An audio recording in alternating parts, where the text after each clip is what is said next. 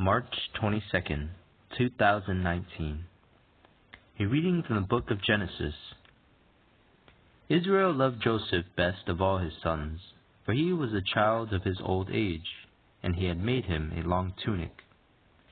When his brothers saw that their father loved him best of all his sons, they hated him so much that they would not even greet him. One day, when his brothers had gone to pasture their father's flock at Shechem, Israel said to Joseph, "Your brothers, you know, are tending our flocks at Shechem. Get ready, I will send you to them." So Joseph went after his brothers and caught up with them in Dothan. They noticed him from a distance, and before he came up to them, they plotted to kill him. They said to one another, "Here comes that master dreamer.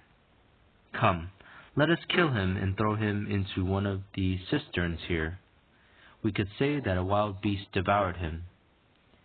We shall then see what comes of his dreams."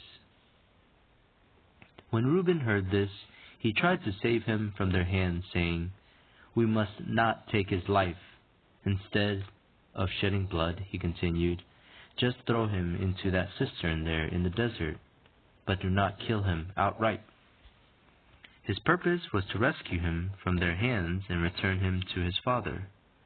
So when Joseph came up to them, they stripped him of the long tunic he had on. Then they took him and threw him into the cistern, which was empty and dry. They then sat down to their meal.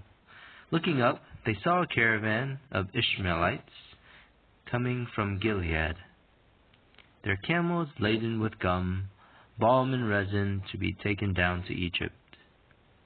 Judah said to his brothers, "What is to be gained by killing our brother and concealing his blood? Rather, let us sell him to these Ishmaelites, instead of doing away with him ourselves. After all, he is our brother, our own flesh." His brother agreed. They sold Joseph to the Ishmaelites for 20 pieces of silver. A reading from the Holy Gospel according to Matthew. Jesus said to the chief priests and the elders of the people, "Hear another parable. There was a landowner who planted a vineyard, put a hedge around it, dug a winepress in it, and built a tower. Then he leased it to tenants and went on a journey. When vintage time drew near, he sent his servants to the tenants to obtain his produce. But the tenants seized the servants, and one they beat, another they killed, and a third they stoned. Again he sent other servants, more numerous than the first ones, but they treated them in the same way. Finally, he sent his son to them, thinking, 'They will respect my son.' But when the tenants saw the son, they said to one another, 'This is the heir. Come, let us kill him and acquire his inheritance.' They seized him, threw him out of the vineyard, and killed him. What will the owner of the vineyard do to those tenants when he comes?"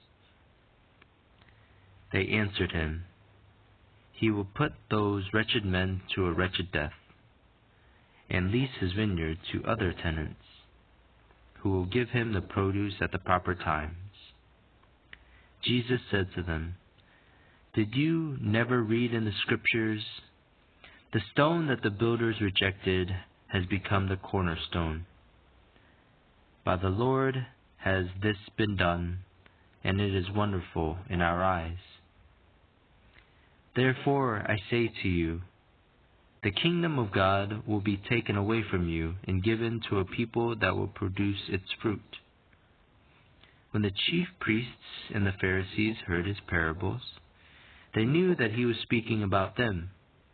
And although they were attempting to arrest him, they feared the crowds, for they regarded him as a prophet.